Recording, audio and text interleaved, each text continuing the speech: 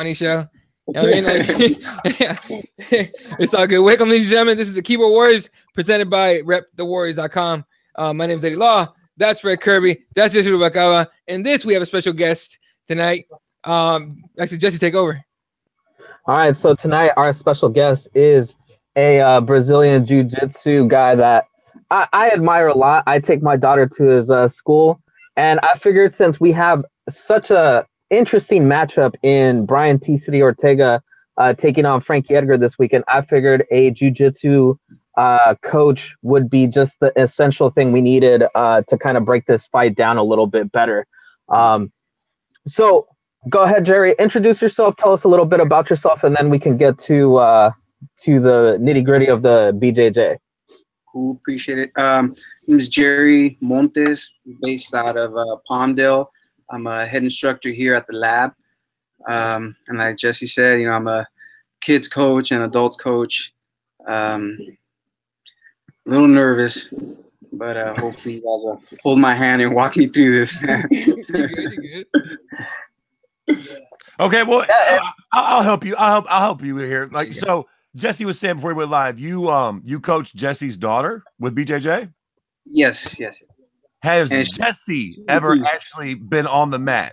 You know what? I think he might have stepped on once or twice trying to catch her, but he hasn't trained with us yet. See, Jesse, I fucking knew it. I knew it. You're taking pictures and shit, and you're letting your daughter get ran through the ringer, and you're not doing shit. It's disgraceful. You're right. I might have tripped over the mat a couple times, but not stepped on it. Hey, have you tried to drag this guy onto the mats? Because you should.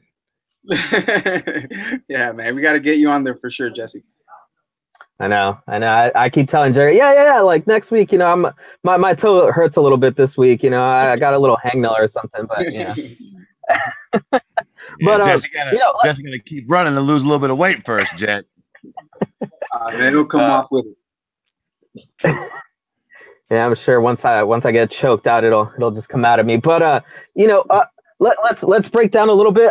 Actually, before we break down the fight, I wanted to get Jerry to plug a little bit because, like I had mentioned earlier, I mean, you had a very, very great seminar that you guys had over the weekend, and I know you guys there at the gym, you guys have a bunch of guys that, you know, go to tournaments. You know, I see on your Instagram you guys place a lot of times. Some of the kids, you know, one of the little kids, I mean, he's a beast already, you know, taking tournaments left and right. So just plug a little bit about your gym, and then we can talk a little bit more about the other stuff. Okay, cool. Appreciate it. Yeah, I've been out here in the Alamo Valley for about teaching jiu-jitsu for about 7-8 years, you know, almost 10 years of training already. Right now, again, we're in Palmdale. We're at the lab BJJ. This weekend we had our coach Marcelo Mafra come out, and you know, again, he hooked it up with a really nice seminar. Guy's really good, very detailed. Right now, I believe he's on his plane or possibly arriving already at in Barcelona. He's got a tournament himself at ACBJJ. You know, and yeah, we're getting ready here for the Pan Ams. Today's our War Wednesday, so we got almost 2 hours of rolling today. So yeah, anybody out in the area, definitely more than welcome to come in. Now, it's one thing that, because I actually with the guys over at my gym, we have a select few guys that coach the kids class, and I always find that class is way more fun. I think, obviously I've never been in it, but like it seems like it's way more fun because they're playing like tug of war with a belt and everything. Like, so what do you enjoy more? Do you enjoy coaching the kids more because, you know, for whatever reason? I mean, do you enjoy them more, or do you enjoy the adults more? I really, there's really not one more that I enjoy the most, but I think I see, I would say a little bit more like gratification from seeing the kids come in and evolve a lot quicker. You know, a lot of them are introverted, like myself. You know, they, you know, a lot of times don't want to make eye contacts with the instructors or anything like that. And it's cool to see them, you know, after a couple of weeks, how they just become part of the pack, you know. And yeah, man, they're come out. that's the big one. For the adults, again, it's just the progress that I see of, is in confidence. Sometimes the adults do come in the same way, beaten up already, not confident because of, whatever situations they've had in the past, being bullied or whatnot. But yeah, man, just seeing the confidence build up is a big one for me. See, and so now everyone watching that knows that it's tired of me telling them to put your kids in jiu-jitsu. You heard it from the coach. Okay? Stop giving me shit about it. You guys know I'm right. All right? We got proof. Jesus. All right, Jesse. Yeah, I mean, like he's saying, yeah, you could just see the kids growing in confidence. They just, some of them even, don't even want to participate the first week they watch. And as soon as they start seeing like Eddie was saying, some of the games that they play, I mean, they get real involved and, they want to get out there and play. So, yeah, moving on a little bit to this weekend, we have an interesting matchup, in my opinion, in Brian Ortega, and the way he's just kind of rise through the rankings and the way he's been able to beat everybody is with his jiu-jitsu, basically, right? His striking is coming along, but that jiu-jitsu is like just so key in the way he gets these wins. In his last performance, we saw him submit, very, you could almost say very easily, a veteran, with a move that not a lot of people, fall victim to. Yet the way he performed that standing guillotine, and then adjusted the grip, midair is just such amazing jiu-jitsu. So Jerry, in your opinion, how do you see Brian Ortega's jiu-jitsu coming into play in this fight? Man, I think I really, really think that it's going to have to be something that he has to put on him early in the fight. I think the longer this goes on, I think Frankie Edgar's got the advantage there with the experience, and then that guy's just a beast, man. It's hard to put him out, With the wrestling, I mean, look, every time we see Brian Ortega fight, it's almost like people want to count him out, and somehow he pulls it out last second. It's usually it's jiu-jitsu that shines. When you watch an MMA fight, I know obviously sport jiu-jitsu, gi jiu-jitsu is way different.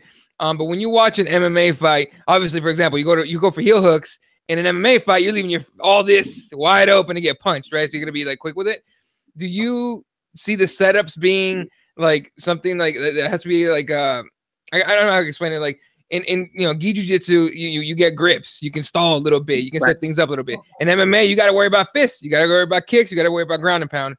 The setups for submissions, the way that Brian Ortega does it, he's so slick with it.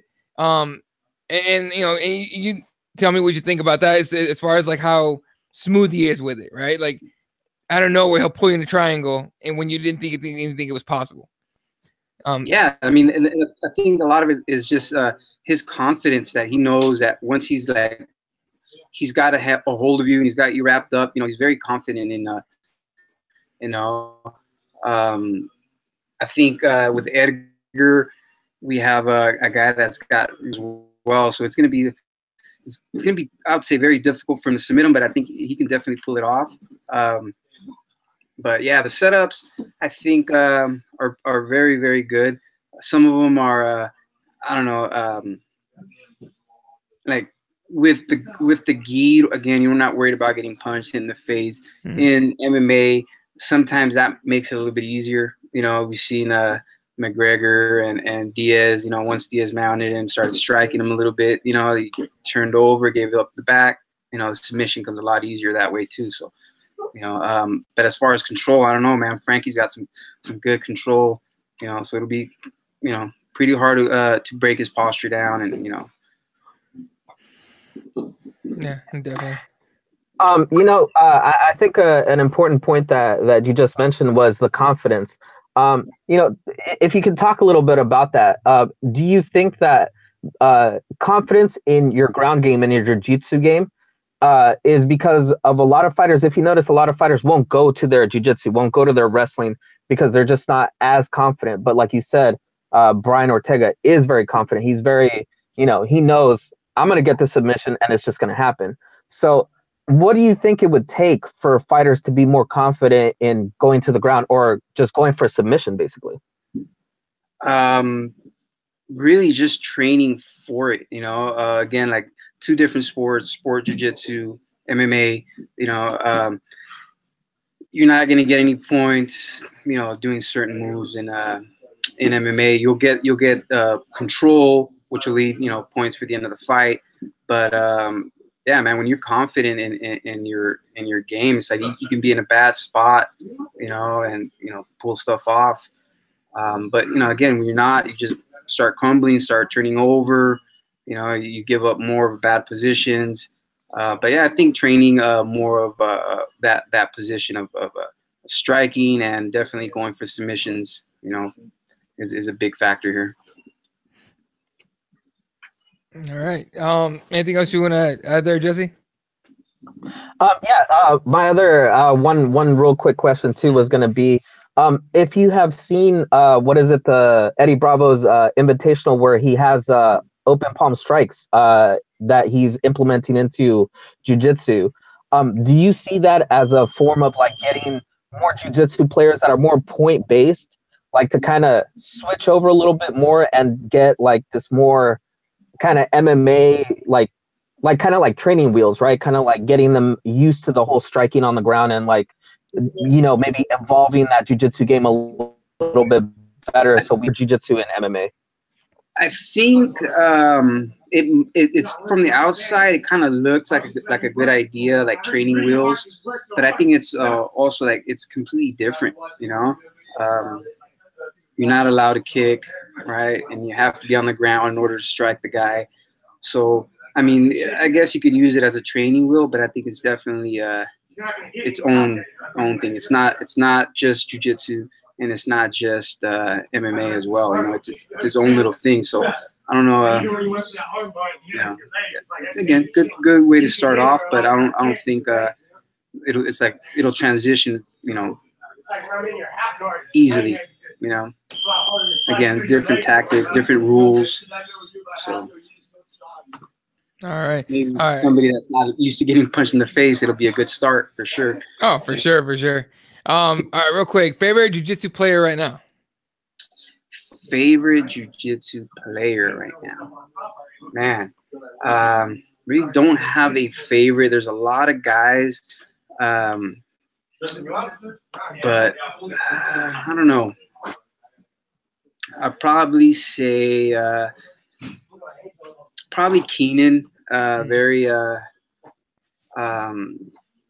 just constantly working and developing stuff, you know, which is, I think, is really cool. You know, you see different things coming out of this guy all the time. You know, and then there's, you know, your guys, I like Shandy a lot, very basic, very simple, very effective, completely different styles. You know, I like seeing, you know, that type of different games. It's cool. What do you think like the Gordon Ryans and the Gary Tonins of the world? Man, those guys are amazing, man. They're also, you know, some of my favorite guys as well. You know, the cool thing about him is that you see that one thing coming, you know, but it's very hard to stop it, you know. Keenan, I like, sometimes you just don't see it coming, you know. There's so many tricky little things that he does, but these other two guys, man, like, you know they're coming for your legs, and these guys are trying to do everything they can to hide their legs, but he always ends up getting it, you know. So that's always cool. Man, and I know at the academy I train at, we like that's become such a big thing. All the Danaher Death Squad guys, like it's all leg stuff, and so we've been training legs like crazy. And I'm like not a very flexible guy, so I get caught real quick with those. But I started learning how to have my legs a little better. But I'll say this: I'm never facing a Gordon Ryan of any type ever, because no, it's not gonna work. Not gonna work. All right, Jesse, anything else? No, no other questions for me. But if Freddy, you have a question for our guest, go right ahead. Yeah, actually, I do. Just one quick one before I know he's got to get going here soon. But McKenzie Dern. She fights this weekend, right? Yes. What do you think about that? Do you think that she'll be successful in MMA? And how do you think her jiu-jitsu will translate? I think so, man. I think definitely the hands need some work, but that's just, you know, mostly most of the times what happens to most jiu-jitsu people that come in, you know, it's always they're lacking in the hands. But I think she's a tough girl, man. She you can tell she works hard. She's got some goals set for herself, and you know, I read a little try to catch up a little bit before I got on here with you guys, you know, about trying to separate herself from the remarks of Ronda Rousey. She's trying to do her own thing and stuff like that. But I think it's cool, you know. Yeah. I don't think that she'll be. I mean, her game's not really the same as Ronda Rousey's either. No. I mean, Ronda Rousey's a judoka, so like there'll be similarities, but they're quite different in their game. So yeah, that's it. I was just curious about what he thought. Like, I assume she'll win, but yeah, you're off the top of the block, my dude. That's it. All right. So, any social media you want to throw out there, or a website or something?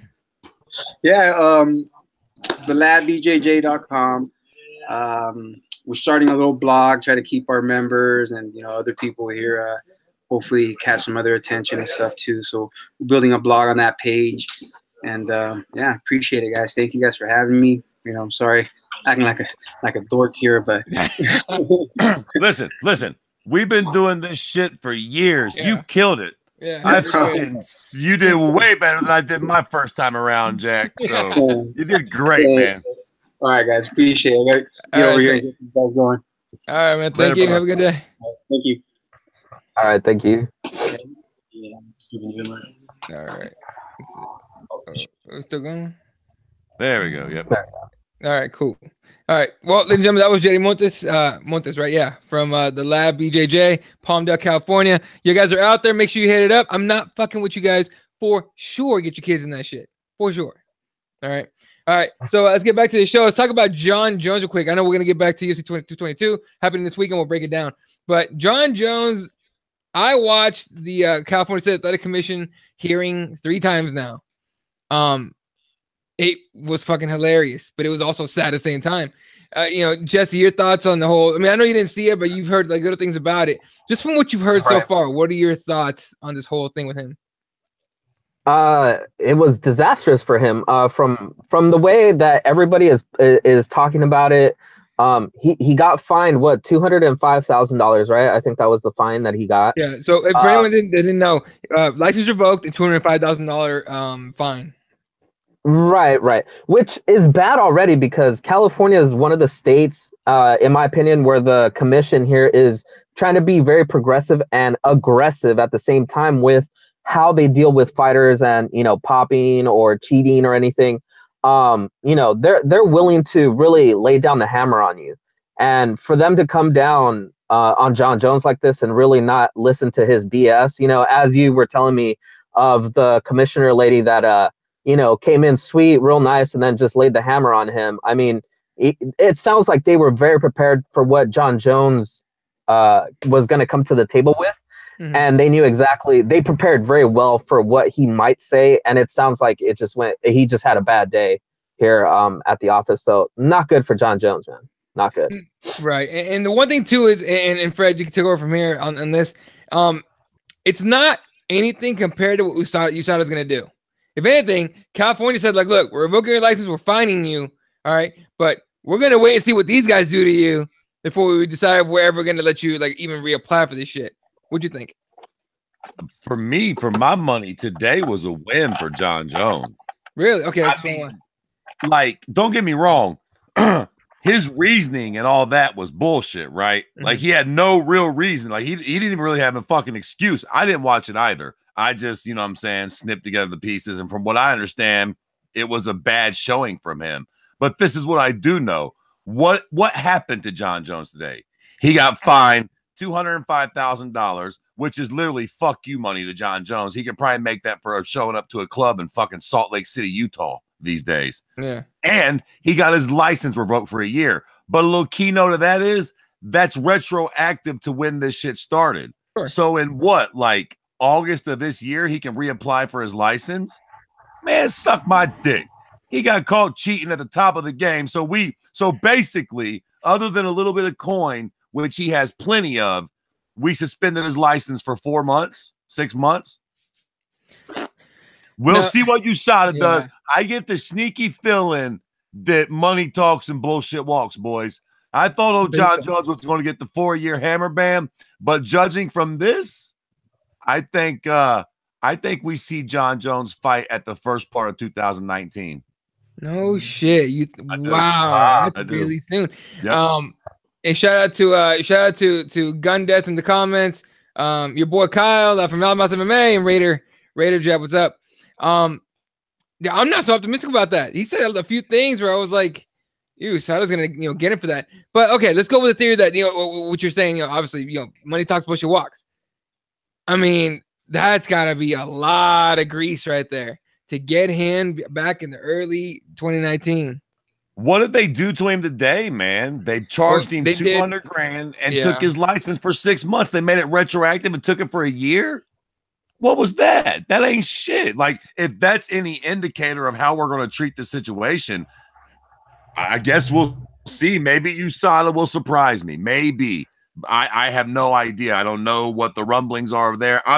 What happened today was not that bad. Like, this is money ain't a thing. I mean, he's not Floyd Mayweather, but on the same token, make no mistake about it, Jon Jones still gets endorsements. He's still getting money. He's got 2 fucking brothers that are NFL football players.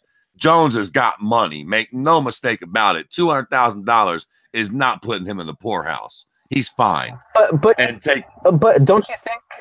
Oh, sorry. Go ahead. Finish your thought there, Fred. No. I'm just ranting. Go ahead. No. Look, don't you think though you wanted to see a better outcome than getting your license suspended and everything, and then basically them saying, we're going to let USADA deal with this situation, then we're going to see what else we hand down to you. Because basically, that is just putting it on USADA to basically hand down the hammer. And USADA already has to make an example out of him, correct? Because he already had a failed test before. He's had some priors.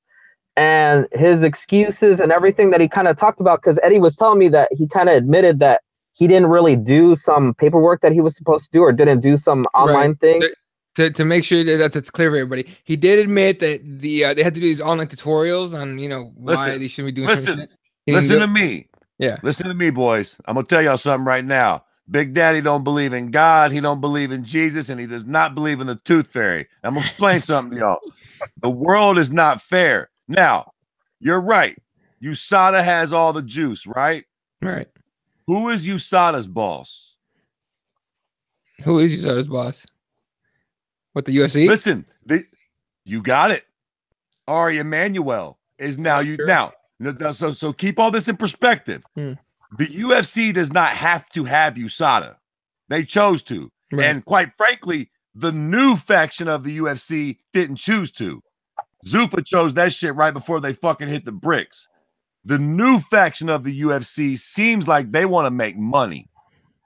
So I don't know. Maybe Ari Emanuel leans on USADA and says, check it out. That's all cute and all, but Brock Lesnar versus Jon Jones makes us a lot of money. And we kind of need that fight in 2019. You dig what I'm saying? If you guys want to keep showing up and looking at Tim Kennedy's prick and getting paid for it, y'all need to back the fuck off of Jon Jones. That's one I hadn't even thought about it that way, for real.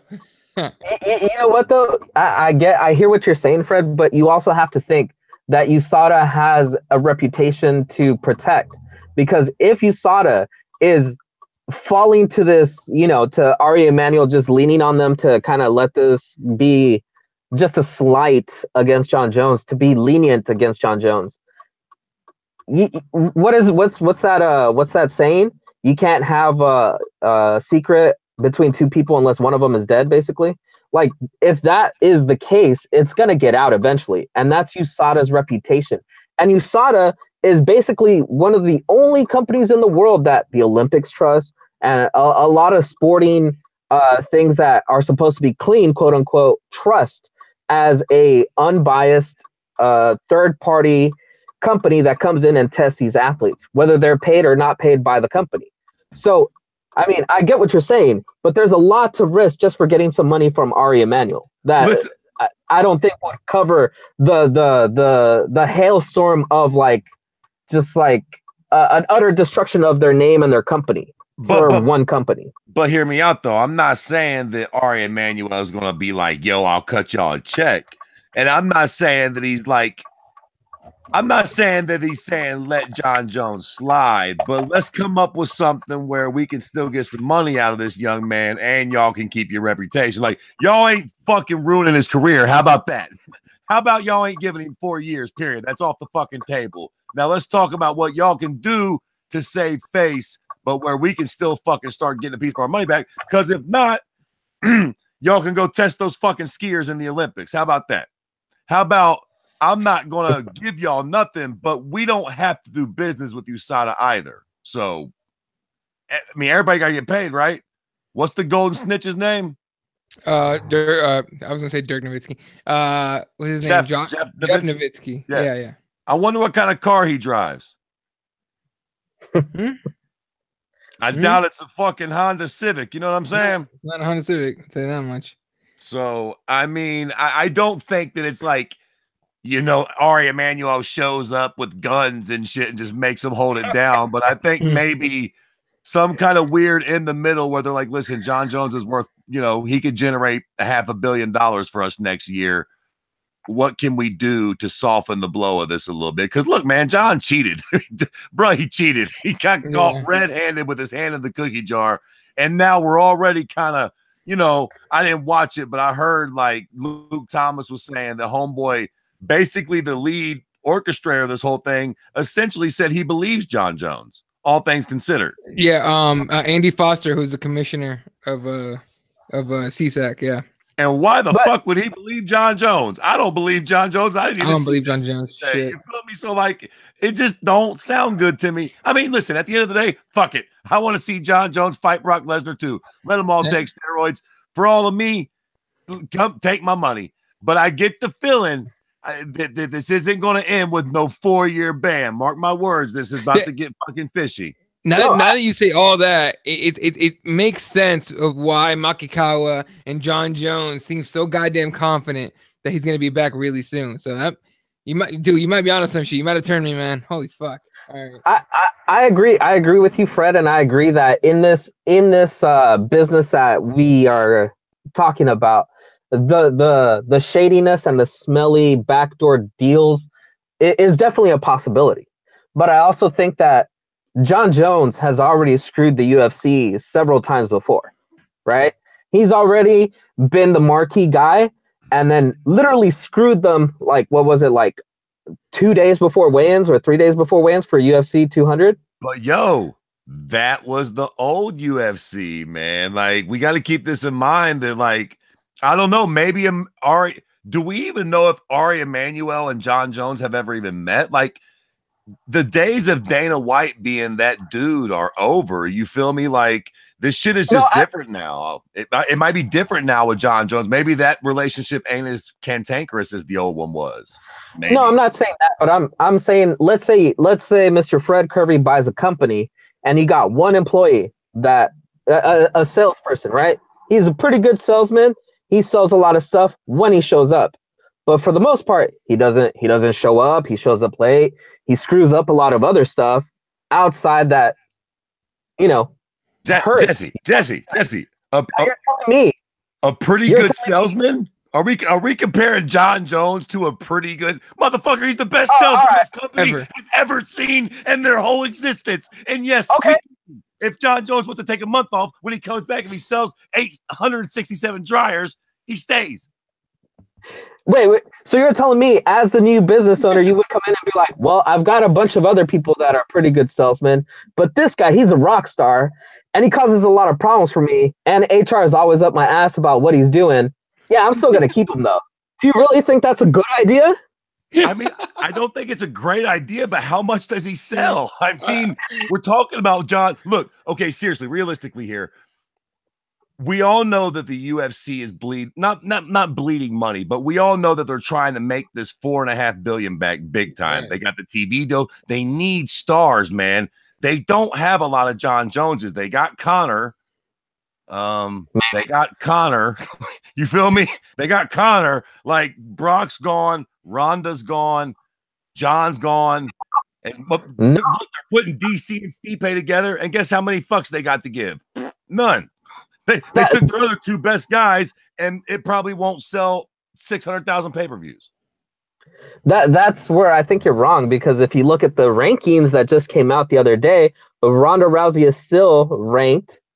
I think Brock Lesnar, I don't think he's still ranked, but I think he was still in the talks about, and then he got that picture just recently with him and Dana White looking red as hell after doing probably like, a couple of steroids there and lifting some weights together. So I think you're wrong, man. I think we still got a couple aces up the UFC sleeves that they're gonna pull out, like Brock Lesnar, Ronda Rousey, things like that. Especially because of the fact that Conor, although like you said, he is probably the biggest lightning rod the UFC has right now. He's causing a lot of problems for them in the sense that he ain't coming back yet. We don't even know if he's gonna come back, right? Oh, stop it. He's coming back. He doesn't said it. You heard the man. He's coming back. It's a fact. He said it in a post. He's like, yeah, I'm coming back. It's a fight game, whatever. But we're still up in the air of when. Shout out to Jeremiah in the comments of Hardcore MMA Show. Yeah, look, man, whatever happens to this shit, it's just funny to me because the lady that questioned him during the whole thing put his character out there on display, and his shit for brains attorney didn't say dick. Like, she brought up shit that's not even related to this fucking him testing positive, and this motherfucker just shut up and sat there. Just fucking let her do it. I heard about that too, which I thought was stupid. Like what? Who cares? What's that got to do with anything? I mean, I guess I kind of get it. It's that like we can't trust what this guy's saying. Right. So like if he's a fucking liar, then that does kind of matter. But man, don't nobody give a shit that he fucking got coked out one time and got in a wreck. Like, I mean. This is about him taking a steroid, Jack. Right. Like these things aren't necessarily related. Like you can mention that shit, but you ain't got to dwell. Like, yeah, we get it. He was a sneak and a liar. He was also a very young man with a shitload of money. So we don't really want to go down that path. Like who amongst us, if we get fucking $30 million when we're fucking 24, ain't going to do a little blow and bang a couple hooers? I mean, what the fuck, right? Like it ain't. I get you, Fred, but you also have to think that he's there to present himself as a person that you should trust with what he's saying when he says that he didn't do it on purpose, right? And then you bring up the fact that he ran from the police, he wrapped his car that was given to him by his company around a pole with a bunch of, ladies that were not his wife or girlfriend. Hey, some snowflakes in the car, you understand me? No, and I understand you. I'm the one that was defending Jon Jones initially because I said, like you said, if I were to give 21-year-old Fred Kirby $10 million, would Mr. Fred Kirby be here right now? Hell no. He'd be fucking... Well, I'd be fresh out of the joint probably at this point. Yeah, I don't think there's very many people at that age that he was at that had the money or has the money that he has that say that they would walk through that without, taking the little hits along the way. But I think that it's just judging your character on what you have previously done and you presenting yourself as someone that's supposed to be, well, I'm telling you the truth now. This is the truth now. Like, okay, but we're showing you examples of where you've lied, you've kind of protected yourself. So how can we take what you're saying, as gospel? I think that's what they were going for. And like Eddie said, when you put his character out like that, it doesn't look good, man. It really doesn't look good. That's true. Yeah. There's no denying that. No, we'll find out. I think before the end of March, supposedly is when they're estimating we're gonna hear from USADA. Anyway, all right. Let's talk about this last weekend, UFC Orlando. Probably the biggest thing people were talking about, probably Steven's illegal knee. Now, Fred. That's me playing the smallest violin in the world for all the crybabies. You need him in the head. Ooh. And then he elbowed him. Man, get the fuck out of here with that shit, man. God damn. I wish they just go ahead and give us the pride rules back. It gets on my nerves, man. Like, I mean, listen, man. Did he hit him with an illegal knee?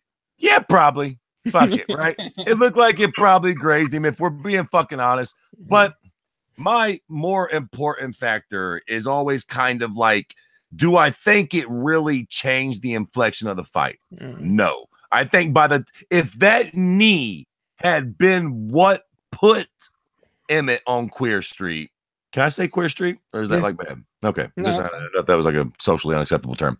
If that knee had put him on Queer Street, then I'd have a problem with it. But he was already dazed and confused at that point. Like, let's not be silly. And yeah, I know that crazy shit happens all the time and people get out of precarious situations.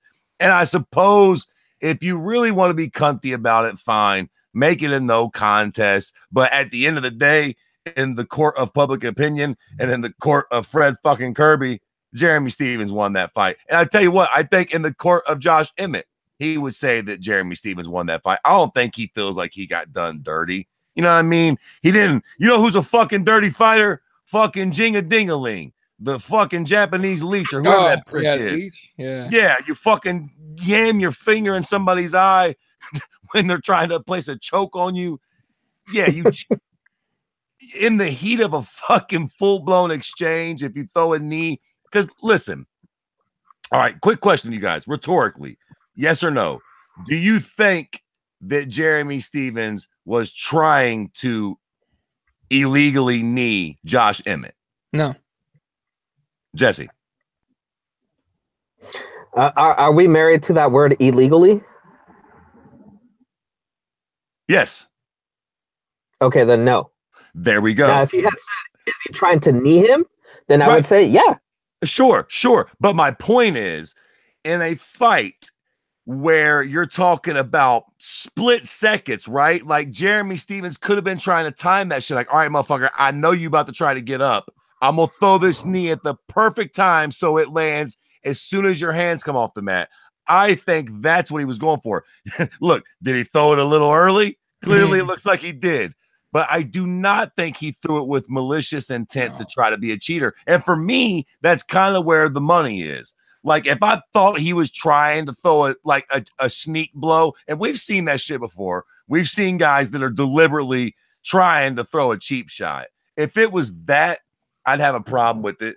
This was just the heat of battle, man. You know, it's a little unfortunate because technically it was an illegal blow, but like, come on, man. He won that fight. Okay.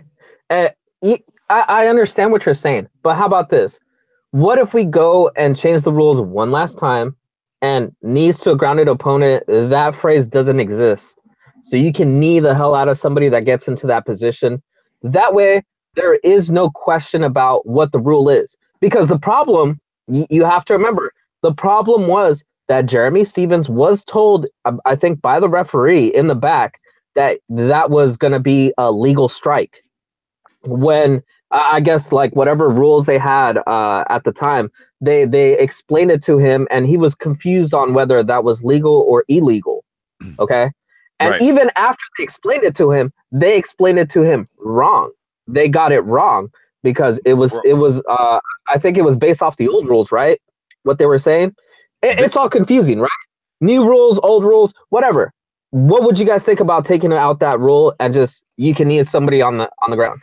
Man, yeah, fuck, yes. Look, you know what makes MMA so beautiful? One of the things that makes this sport, and fuck calling it a sport, you know what? One of the things that makes this shit so great is that the rules are easy to understand. God damn it, you can't bite, you can't kick in the fucking pussy or the nuts, and you can't poke in the eyes.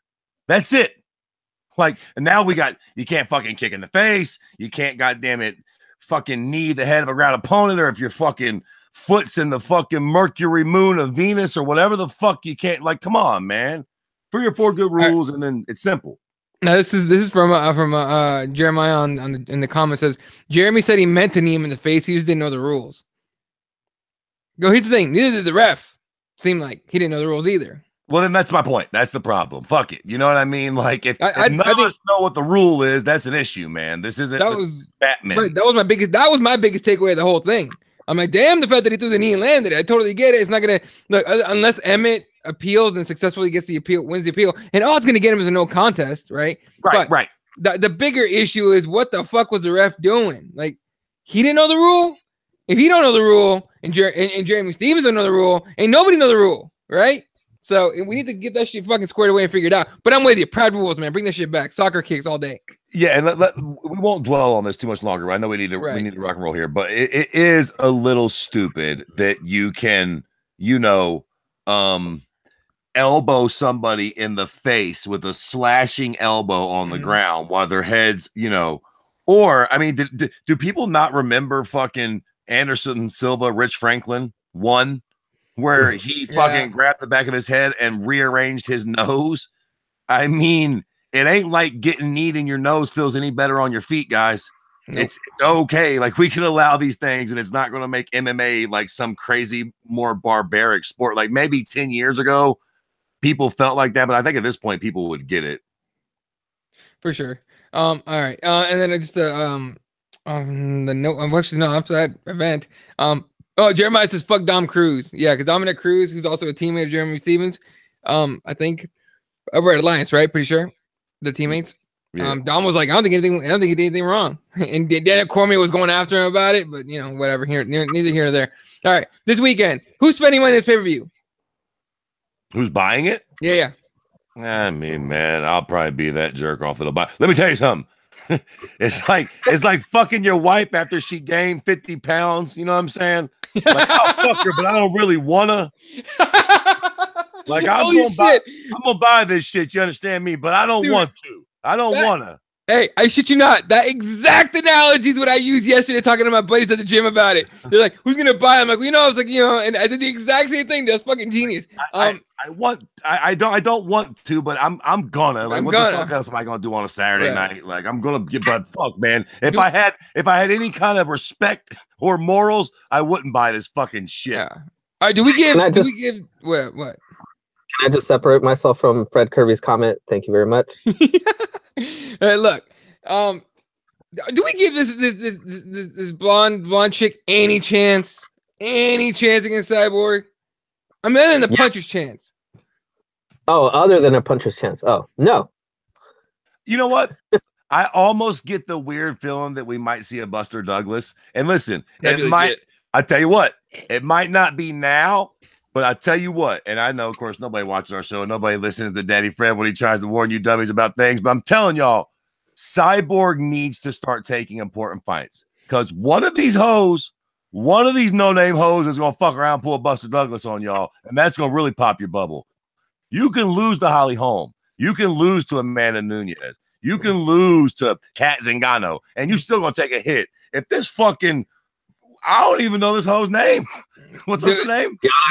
Yeah, exactly. If she comes in and knocks you out or beats you or submits you, that puts a mate. Like, at this point, Cyborg's big enough. These fights are more dangerous than girls that you know.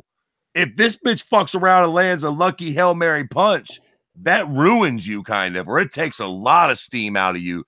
If you get beat by a girl that can fight, it's just like, okay, well, you know what I'm saying? You finally met your match a little bit, right? Like, it ain't no shame in getting knocked out by Amanda Nunez. Ain't no shame in losing to Holly Holm or having that close fight.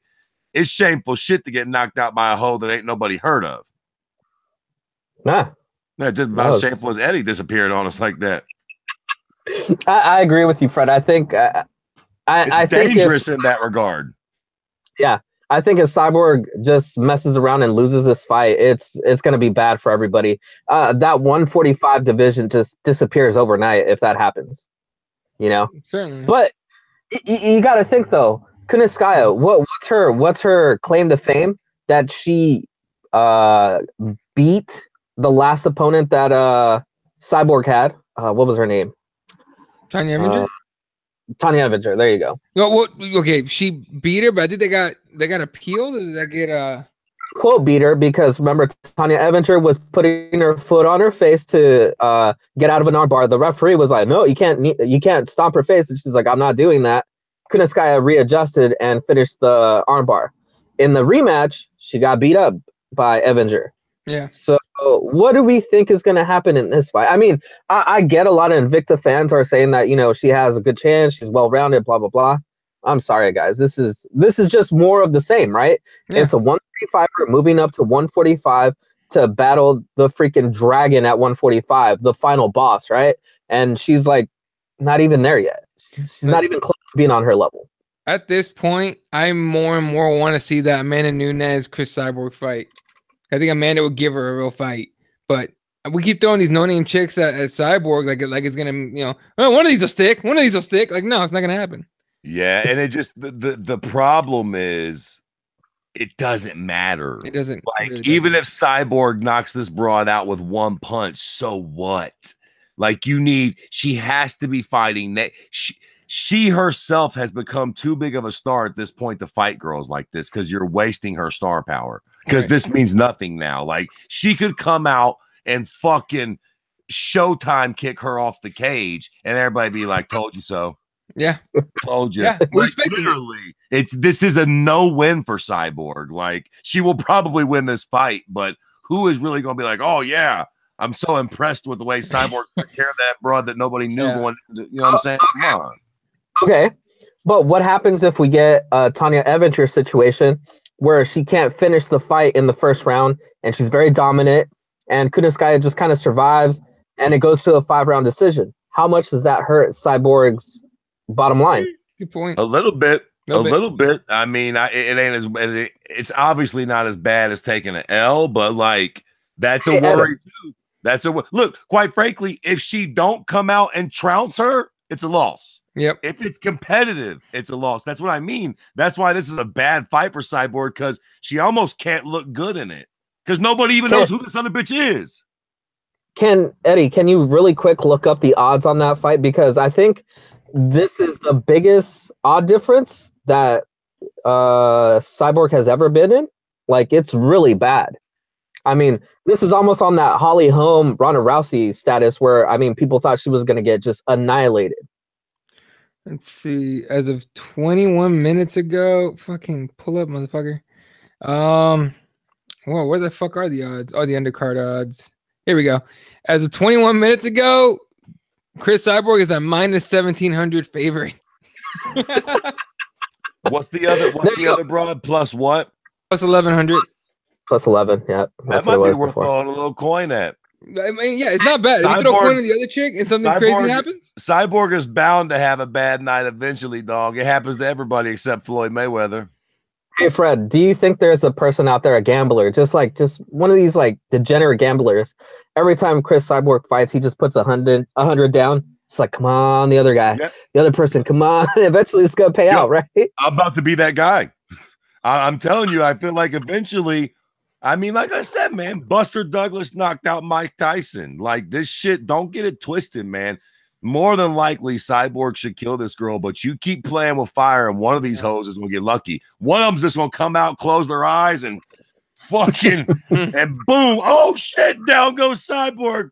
I mean, I've been watching the sport for a long time, man. Shit like this does happen. I tell you what, man, I'll never forget when Gabriel Gonzaga head kicked Crow Cop.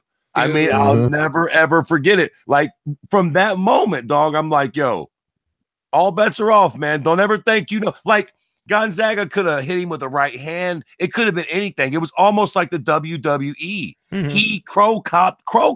Yeah. Back when that actually meant everything. Like, that was fresh off the Pride shit. Because Crow Cop was supposed to fight Couture. And that fight never happened because Gonzaga Crow Cop. Like, you can't keep playing with fire, man. Eventually, one of these hoes is going to flat get lucky and knock Cyborg out. Raider on the comments says Cyborg gets knocked out, and then Megan Anderson is all of a sudden available. Yeah, no shit. You bet your ass she is. Well, hey, no, she got married, so now she supposedly can stay in the country now, so she's good. Hey, can I just pose this question to you guys? Sure. Was it weird that we couldn't get a Cyborg matchup just a couple months ago, and this matchup came together pretty quickly? Is it weird, or is it just weird?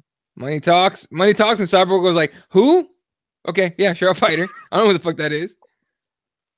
Yeah, I mean, Cyborg was talking a lot of shit about wanting to like get some fights at her own division and fight girls in her division, but then she still ends up fighting a 35er. Yeah, so I mean, why are you fighting this broad when everybody wanted to see you fight the champ? I to be honest with you, man, I'm not feeling it really. Like, I don't know why she's taking this fight. Like, everybody wanted to see her fight Amanda Nunes, and she's giving you some bullshit about wanting to fight girls in her own weight division, but then she fights a 35er that ain't even in the UFC. It's like, come on, bro. Like, we're we're not fucking retards, dog. Why are you fighting this girl? Like Exactly. it's a whole bunch. Like I know it's like people don't want to fight Cyborg, but I promise you, it's some girls in the UFC that will fight Cyborg. I promise you, it's some. Yeah, them. Not all of them girls are scared of Cyborg. I fucking promise you. All right, the real main event of this card, Frankie Edgar and Brian Ortega, is a 3-rounder. It's a co-main event. But there's a lot of intriguing. Look, Frankie Edgar was supposed to fight Max Holloway for the title on this card. That was the main event. The reason that brought Cyborg in to save this card, which if you imagine that somehow that main event falls out, like that would be disaster right there. But let's hope it doesn't. Not even really, for real, like you said, real shit. This is the man. Like, so what? We don't get to see Cyborg beat up some poor defenseless girl. Like, yeah, but listen, let's hope that something don't happen to Frankie Edgar. That would be fucking detrimental. I'm talking about disaster for the UFC. There's no way you could sell that as a pay-per-view anymore. I mean, yeah, so, I mean, you know what I mean? True. Fighting at that shit if you can. Otherwise, just watch the 5 people that buy the pay-per-view after that, or whoever already bought it, which would be stupid. Frankie Edgar against Brian Ortega. Look, man, pretty clear. We're talking about it with Jerry earlier. Ortega's got the jiu-jitsu. He always finds a way to win, but Frankie Edgar's got the same kind of reputation. Finds a way to win, and he's got crazy wrestling. Your pick there, Fred. I will say this. Frankie Edgar has proved himself to be hittable in the past. Brian Ortega is young, extremely confident, and quite frankly, he's got some stones on him. He does not mind to try to take one to give one, and he seems like he's got a little bit of power. I do not think that he will out-grapple Frankie outright. Frankie's a beast. He's a great grappler, and he's been down at Henzo's gym since fucking 1982. Forever. Homeboy knows how to grapple. I don't think you're going to submit Frankie very easily. He fought BJ back when that meant something and was able to stay, home. Now, if he gets rocked, I do think that Brian Ortega will submit him shortly afterwards. Like, if he can Gray Maynard him, Brian Ortega will submit Frankie Edgar in this fight. That's what I hope happens, because I don't think he can submit him without it. I think he has to rock Frankie, and then I think he can slap something on. He's not going to be able to just get a takedown, control Frankie, and submit Frankie. Forget about it. It's not happening. But Frankie can get hit, and Brian Ortega's striking is all right. And if anything, it's raw and powerful, and he's got the stones to get close enough to land one. I'm going to go on a limb and say that's what happens. I'm going to say he rocks Frankie and then jumps on some gnarly submission, and we all are like, oh, fuck, Max Holloway, get ready. Yeah. Jesse, who are you picking? I agree with the last sentence Fred just said, that Max Holloway, get ready. But I think Brian Ortega can do this without rocking him. Okay. I think he can actually do this just with his straight jiu-jitsu, like we were talking about it earlier. His jiu-jitsu, he's just so confident in it. He knows whatever position you're going to put him in, he can find a way to slap something on you, and you're done for.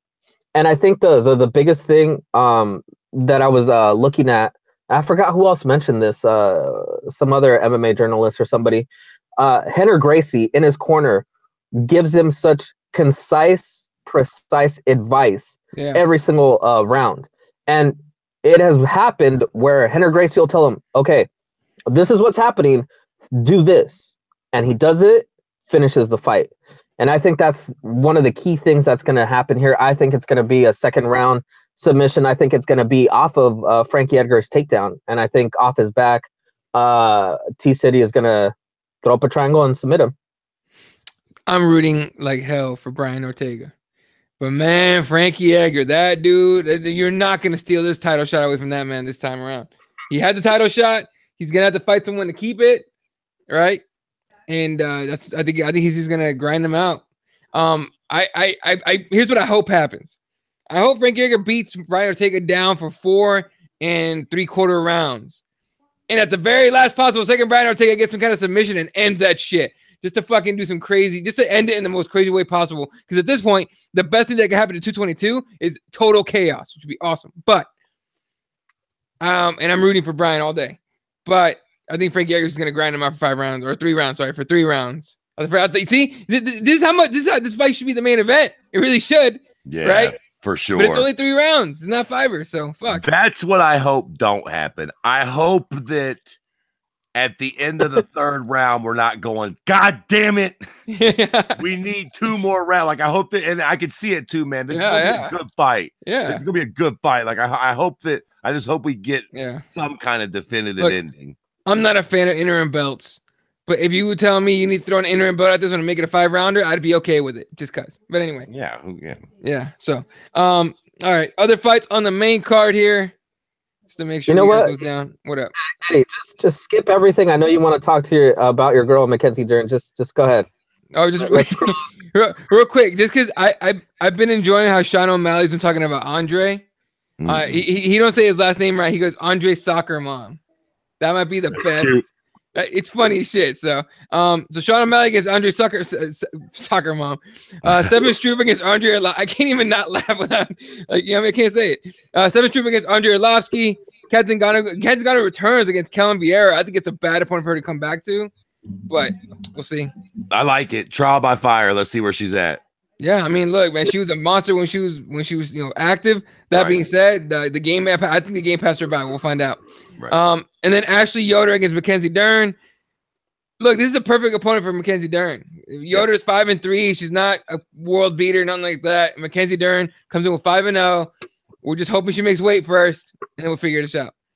Benil Dariush against Alexander Hernandez. John Dodson against Pedro Munoz. John Dodson's gonna be fun to watch. CB Dalbe against Pedro. Make the fight, you little prick. Right. CB Dalbe against Hector Lombard. Mike Piles in his retirement fight against Zach Otto. Mike Pyle will retire after this fight. Brian Caraway begins his Cry for Me Argentina fucking tour against Cody Stammen. And then Jordan Johnson against Adam Milstead. That's a pretty solid light heavyweight fight to kick off the entire thing. Look, man, you guys heard all the fights I said. There's one fight worth watching, maybe 2. You know what? I low-key disagree, man. It's not a very sexy card, but they're like, I think Brian Caraway is going to take a beating. I'm always in for that. Oh, yeah, I'm down with that. The Soccer Mom and the little fucking Irish or O'Malley, whatever the fuck. That should be a fun fight. Arlovsky's old as dirt, but I think that that'll be a violent fight at least. We know somebody's going to get hurt and put to sleep, so I'm always in on that. It'll be an all right card. There's not a lot of sexy names, but I think it'll be a fun, exciting card. Yeah, I think maybe I'm thinking of it as in terms of a pay-per-view. It's just not. Yeah, for sure. There's not a lot of name value, no doubt, but the fights themselves are pretty intriguing and should be at least fun to watch. If you're a fight fan, it'll be a pretty good night of fights. Definitely. All right, so that's UFC 222. Anything else you guys want to throw out before we head out of here?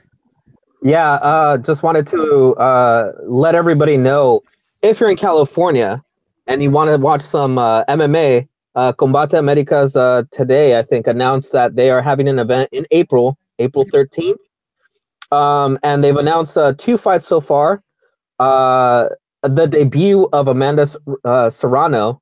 She's a boxing. She's a boxer, so she's making her debut at flyweight, and also a rematch from one of their last events. Jon Sexy Mexi Castaneda against Mark Gomez. It was a great fight. It was for their tournament, their $100,000 tournament that they had just not too long ago. And so it was just a great fight. So that's already 2 fights that should be pretty interesting. April 13th, they still have to announce more matchups coming up soon. But if you're in California, you should go. It's going to be at the Shrine. I think it's at the Shrine Theater or something like that. All right, cool.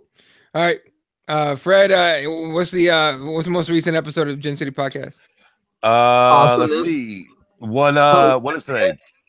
Thursday. We just recorded. Episode 16, I think it was. Yeah, a night or 2 ago. We talked about the trans boy.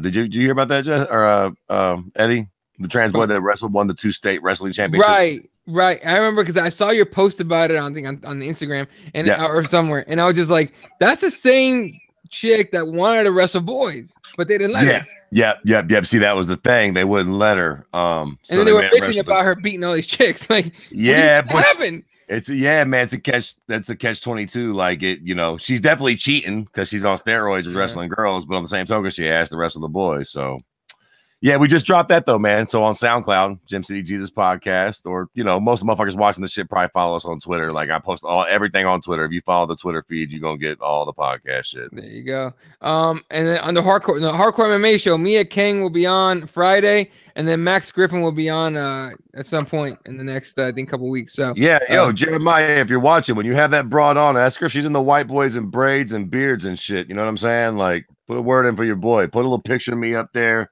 And see what he's doing. Ask how close she is to Ohio. This dude don't travel. Nah, I don't give a fuck about Ohio, Jack. We'll fly her in or something. We'll figure that out. Yeah, let's just make the connection. There you go. All right. You can follow Jesse S for 1 at 1083. You can follow Kirby at Kirby_MMA. I'm at Elon31. The page is at Keyboard Warriors MMA. Instagram's Keyboard Warriors MMA as well. KeyboardWarriorsMMA.com. You know all the shit. Shout out to RepTheWarriors.com. Shout out to SpicePros.com. And shout out to everyone in the comment section. Raider, Jeremiah, Kyle was here earlier. MMA Pixels, Gun Death, everybody. Appreciate you guys. You guys all have a wonderful. Jerry Montes, BJ, the Lab BJJ, Palmdale, California. Hit him up and go train, motherfucker. Shit. All right, for myself, the entire crew. What? Oh, dude, you want to hear? Fred, you got beat, dog. Wow. Jeremiah says she fucking Dylan Dennis. Oh my God. Ain't that about a bitch? Well, fuck it. You know what? Perfect. Definitely show her my fucking picture then. You could have all this. And let me tell you something. Dylan Dennis, you put your hand on me, I'll sue you, Jack. I'll sue. Everything Connor paid you, I'm taking. All right. On that note, motherfuckers, y'all have a good night. We'll catch you guys later. And good night, Wilshire.